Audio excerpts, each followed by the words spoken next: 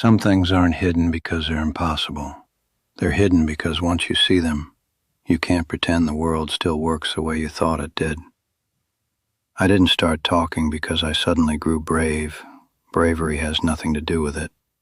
I'm talking now because silence has a shelf life. My name is Richard J. Wolfe, former serviceman, United States Air Force. Not a pilot, not a scientist, not someone who appeared in recruitment posters or documentaries. I followed orders. For most of my career, that meant transporting things, guarding things, and occasionally witnessing things that were never meant to be written down the way they actually happened. And for decades, I did exactly what the oath required. I stayed quiet. People assume secrets inside the military look dramatic. Underground bases, rooms full of flashing monitors, men shouting codes into headsets. The truth is far less cinematic. Most of the time, secrecy looks like a plain room, fluorescent lights humming overhead, and a handful of people pretending they are not looking at something that shouldn't exist. The first time I saw the map, no one explained what it was. It was projected on a wall, large, global, simple. No legend, no title, just the Earth. At first glance, it looked like a navigation grid. Latitudes, longitudes, ocean trenches, air corridors, the kind of visual tool used in logistical planning. But scattered across the surface were markers, hundreds of them, small symbols, evenly spaced in some regions, clustered tightly in others. And they were not random. They appeared over deserts, remote mountain ranges, deep ocean regions, and a few places disturbingly close to major population centers. One of the officers beside me muttered something under his breath. Not surprise. Recognition. That was the moment I understood something important. I wasn't looking at a new discovery. I was looking at something they had been tracking for a long time. No one said the word alien, not once. The terminology was always careful. Contacts, incursions, events. Words that sound harmless until you realize they're being used to describe vehicles that no country on Earth had built. I wasn't assigned there to analyze anything. My role was simple. Move equipment, maintain perimeter clearance, escort certain materials between rooms that didn't officially exist in the building I was standing inside, and keep my mouth shut. The map appeared several times over the years, sometimes with new markers, sometimes with old ones blinking red, sometimes with entire clusters fading out, as if whatever had been happening there had stopped or moved. No one briefed us on the meaning of the symbols, but you don't spend years inside restricted facilities without learning to read the silence between instructions. The red markers meant recovery operations. The white markers meant observation. And the black markers, those were the ones nobody talked about. Not during briefings, not in hallways, not even in the smoking area outside the security gate, where soldiers usually say the things they're not supposed to say. I remember one technician staring at the map longer than the others. He pointed at a cluster in the South Pacific, then at another one over Central Asia. And then he asked the kind of question people in our line of work are trained not to ask. He said, "Why do they keep coming back to the same places?" The room went quiet. Not uncomfortable quiet, controlled quiet. The kind where everyone suddenly remembers the cameras are always on. A senior officer stepped forward and shut off the projection, just like that. Conversation over. Meeting over. Question unanswered. That was the first time I realized something most civilians never consider. The government doesn't hide these things because they don't know what's happening. Sometimes they hide them because they've been watching it happen for decades and still don't understand it. But that map wasn't just a display. It was a record, a classified document, and records can be copied. Not easily, not legally, but systems run by humans always have small cracks in them. I didn't leak the map the day I saw it, or the year after, or even the decade after. Because back then I still believed something most servicemen believe when they first take the oath, that whatever we were protecting was protecting the country. It took me many years to understand something much colder. The map wasn't built to warn the public. It was built to control who knew where to look. And once you realize that, another question starts to grow in the back of your mind. A question that never appeared in any official briefing. If these craft were being detected all over the world, why were some locations watched constantly, while others were deliberately ignored? That question stayed with me for a long time. Long enough for me to see something else. Something that made the map far more dangerous than anyone in that room was willing to admit. But to explain that, I have to tell you about the first time one of those markers turned red while I was standing inside the facility, and the order that came immediately after. There's a moment inside certain facilities where the atmosphere changes before anyone says a word. You don't hear an alarm, no sirens, no flashing lights, just a shift. Conversations stop halfway through sentences. Someone closes a folder a little too quickly. And people who normally walk slowly start moving with quiet urgency. I remember the exact day one of the markers turned red while I was there. It was late. Most of the building had already gone into its night cycle, which meant fewer personnel, dimmed lighting in certain corridors, and the usual sense that whatever real work happened there preferred darkness. I had just finished escorting a sealed container from one section of the facility to another. Standard procedure, no questions asked. When I entered the operations room, the map was already on the wall, but something was different. One of the white markers had changed, bright red, and unlike the others I had seen before, this one wasn't in the middle of the ocean or buried somewhere in the Arctic. It was over land, North America, not far from where we were standing. No one raised their voice, but the room suddenly filled with quiet instructions. Coordinates were read aloud, teams were assigned, aircraft requests were sent through channels that never appeared on official air traffic logs, and the map zoomed in. I remember the grid tightening around a region of desert and dry mountains, a place where radar coverage is inconsistent and civilian traffic is minimal, the kind of place governments like. One officer leaned over the console and spoke a phrase I had never heard before. Recovery window is still open. Not investigation, not interception, recovery. That word tells you a lot more than people realize, because you don't recover something unless you already believe it came down. Within minutes, the room had divided itself into two groups. The analysts stayed. The rest of us were reassigned. I was part of the second group. We weren't told what had happened. We were told where to go. That's the difference between theory and military life. You don't get context. You get coordinates. The flight itself was quiet. No chatter over the intercom, no explanations. Just a handful of men sitting inside a transport aircraft that had no markings on its exterior and no flight plan filed with civilian authorities. Most of us had done operations like this before. Different cargo, different destinations, but the same rules always applied. Observe nothing, record nothing, speak about nothing afterward. After a few hours, we descended into a remote landing strip I had never seen before and never saw again. Temporary lights marked the runway. Several vehicles were already waiting, and when the cargo ramp opened, I noticed something immediately. There were more people there than usual. Scientists, security, medical staff. Even before we left the aircraft, the smell hit us. Burned metal, electrical insulation, and something else underneath it, something sharp, almost chemical. We were driven deeper into the desert. The vehicles stopped several miles from the landing strip. From there we continued on foot. The terrain was rough and dark, lit only by portable floodlights in the distance. And then I saw it. Not clearly, not in the way movies show these things. Just a shape against the sand, partially buried, surrounded by personnel moving slowly and carefully. No one was running. That's something people misunderstand. When something truly unknown appears in front of trained military personnel, panic isn't the reaction. Procedure is.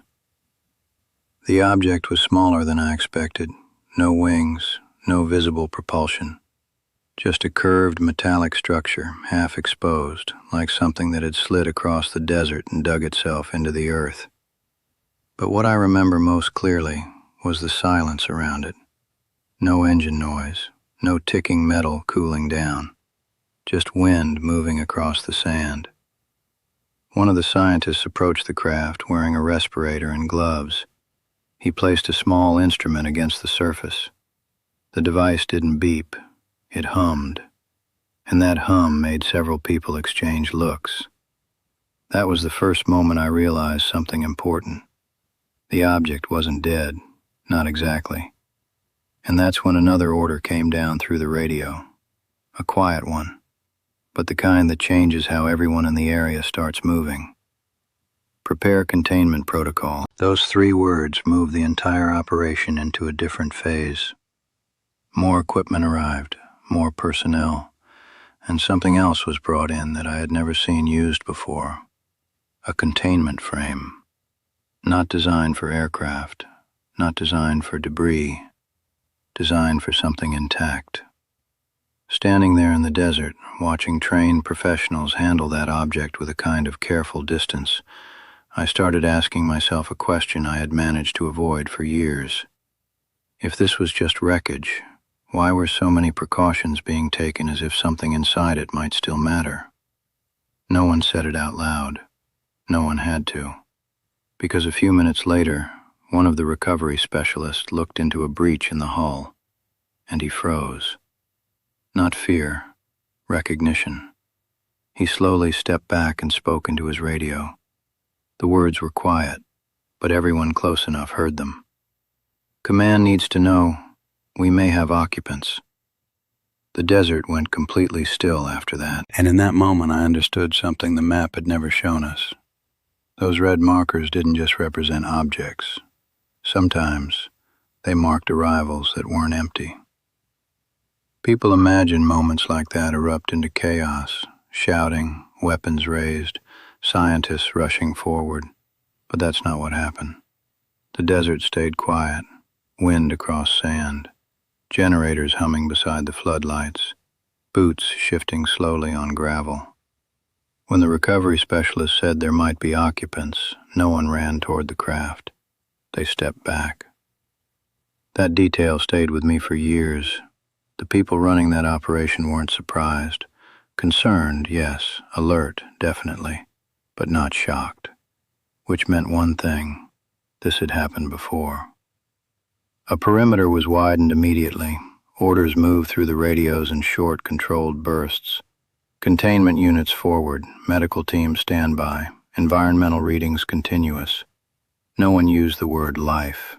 No one used the word alien. Language inside those operations was always neutral, even when the situation wasn't. I was positioned about 30 yards from the craft at that point, close enough to see the opening in the hull where the specialist had looked inside. It wasn't a dramatic rupture, more like a seam that had split under pressure. The metal itself looked wrong, not damaged the way aircraft aluminum crumples, not torn like steel. It had peeled back, almost like a shell. A second specialist approached the opening with a scanning device mounted on a pole. He extended it slowly inside the breach. The monitor attached to the scanner showed shifting patterns I didn't understand. The technician studying it said only one sentence. Thermal variance detected, which meant something inside the craft was not the same temperature as the surrounding environment. The medical team moved closer. I remember one of them asking a question that sounded strangely human for a moment like that. Movement? The answer came back after a pause. Negative. But the way the technician said it didn't sound certain. Another team member crouched beside the breach and aimed a light inside, just a narrow beam. For a second, it illuminated something smooth and pale, not metallic, not mechanical, organic. The light moved again before I could see clearly. That was deliberate. You don't keep your position inside a recovery operation by staring too long at things you weren't assigned to observe. Still, I saw enough to know we weren't dealing with debris. The medical team began preparing a transport capsule, not a stretcher, not a body bag, something between the two. Transparent outer shell, sealed ports for atmospheric control. The kind of equipment you use when you're not sure what environment the occupant requires, or what environment it might contaminate. I stood there holding position while all of this unfolded. No one addressed the rest of us directly. We were security. Our role was simple: make sure the operation continued uninterrupted. But soldiers notice things. We notice when the scientists stop speaking in full sentences. We notice when officers stop giving explanations. And we definitely notice when the chain of command starts communicating through private channels we can't hear. At one point, the senior officer on site received a message through his headset. He listened without speaking for nearly 20 seconds. Then he looked back toward the craft, and for the first time that night, I saw hesitation. Just a flicker. Then he gave the next order. Proceed with extraction. Carefully, 2 technicians leaned into the opening. The floodlights were repositioned to illuminate the breach more clearly, and for a brief moment, the interior of the craft became visible. Not seats, not controls, at least none that looked familiar. The inside surface curved smoothly, like the interior of a shell. Embedded shapes lined the walls, structures that might have been instrumentation, or something else entirely. But what mattered wasn't the walls. It was the figure being lifted from the interior. Small, lighter than I expected. The technicians moved slowly, guiding it into the containment capsule the medical team had prepared. I couldn't see the details of its face, but I saw the proportions. Longer limbs than a human body of that size would have. A head slightly larger in relation to the torso, and skin that looked almost translucent under the lights. Someone near me whispered something I never forgot. Not panic, not disbelief, just quiet recognition. Another one. Those 2 words carried more weight than anything else said that night. Because if this was another one, then the map we had been studying for years wasn't just tracking objects. It was tracking encounters. Encounters that had happened enough times for the personnel involved to treat this one like a procedure they had already rehearsed. The capsule sealed, atmospheric controls activated, and the occupant, alive or not, I still couldn't tell, was loaded onto a transport vehicle waiting beyond the perimeter. The craft itself would follow later, piece by piece, catalogued, disappeared into facilities that technically didn't exist. The entire recovery lasted less than 4 hours. By sunrise, the desert looked untouched again. Floodlights gone, vehicles gone, tracks already being erased by wind. As we boarded the aircraft that would take us back, I looked out across the empty sand, and for the first time in my career, I realized something that had been hiding in plain sight all along. The map inside that facility wasn't just documenting where these craft appeared. It was documenting where they kept arriving. Which raises a question that still keeps me awake some nights. If these visitors were accidental, why were they returning to the same locations over and over again? And more importantly, why did the government already know exactly where to send us when it happened again? After the desert operation, something changed for me. Not externally. My assignment stayed the same. Same facilities, same clearances, same instructions repeated over and over. Follow orders. Log nothing unnecessary. Forget what you saw.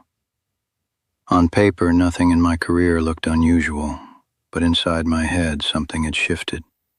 Because once you witness one recovery operation, the map on the wall stops looking like an abstract grid. Every marker becomes a memory waiting to happen. And I started noticing something that had been there all along. Patterns, not obvious ones, not the kind analysts show in presentations, The patterns were quieter than that. Over the next few years, I saw the map dozens of times, sometimes during briefings, sometimes left on a monitor while technicians adjusted systems. The markers moved, new ones appeared, old ones faded, but certain regions, they never changed. Clusters that stayed active year after year. Remote deserts, deep ocean ridges, mountain plateaus where very few civilians ever go. At first I assumed those places were simply ideal crash sites, but eventually another possibility began to form. What if those locations weren't random at all? What if they were destinations? You see, most people imagine extraterrestrial craft entering our atmosphere like lost travelers. But the map didn't look like random entry points. It looked like routes, corridors, places where something had learned over time that it could arrive with minimal interference. And if that was true, then the government wasn't just reacting to sightings. They were monitoring traffic. That thought stayed buried in my mind until the day I was assigned to move archived materials from one secured room to another. Most of the containers were standard storage units, metal cases, document crates, sealed drives, routine work. But one container caught my attention, not because of its contents, because of its label. The classification marking was higher than anything I had handled before. Inside were printed materials, actual paper, which was unusual by that point in my career. Several large folded sheets sat on top of the stack. Maps. The same map I had seen projected on the wall. Except this one was older, and it showed something the digital version never displayed during briefings. Dates. Each marker had a timestamp beside it, some recent, some decades old. A few far older than I expected. I shouldn't have looked closer, but curiosity is a dangerous thing when you've spent years pretending you don't have any. So I unfolded the largest sheet, and I began comparing locations. North Pacific Cluster, repeated events over 30 years. Central Asian Plateau, recurring entries across multiple decades. South Atlantic Ridge, deep ocean contacts recorded far earlier than any public radar system should have been capable of detecting. And then there were the locations that made the room feel colder. Markers placed in regions where no official recovery operations had ever been reported. Places where the map acknowledged activity, but no response had been logged. Which means someone had decided not to go, not to investigate, not to retrieve, just to observe. That discovery changed how I understood the entire program. Because secrecy doesn't just protect information, it also protects decisions. Decisions about what to recover, what to ignore, and what to let continue undisturbed. I refolded the map exactly the way I found it, placed it back into the container, sealed the case, finished the transfer. And for several years after that, I told myself none of it mattered, that whatever was happening out there was beyond my pay grade, beyond my responsibility, that silence was simply part of the uniform. But time does something strange to secrets. They don't fade, they settle. And eventually they start asking questions of their own. Questions like this one. If the government has been tracking these arrivals for decades, and if they know exactly where many of them occur, then the real mystery isn't whether extraterrestrial craft have visited Earth. The real mystery is much harder to sit with. Why do some of them keep coming back to the same places, while others arrive in regions the government has clearly chosen to leave completely alone? Because when you start comparing those locations carefully, a possibility emerges that no briefing I ever attended was willing to acknowledge. A possibility that suggests some of those visitors might not be lost, and they might not be crashing. They might be arriving somewhere they already recognize, somewhere they have reason to return to. And if that's true, then the map I saw all those years ago wasn't just tracking encounters. It was quietly documenting something far more unsettling, a pattern of contact that never actually stopped.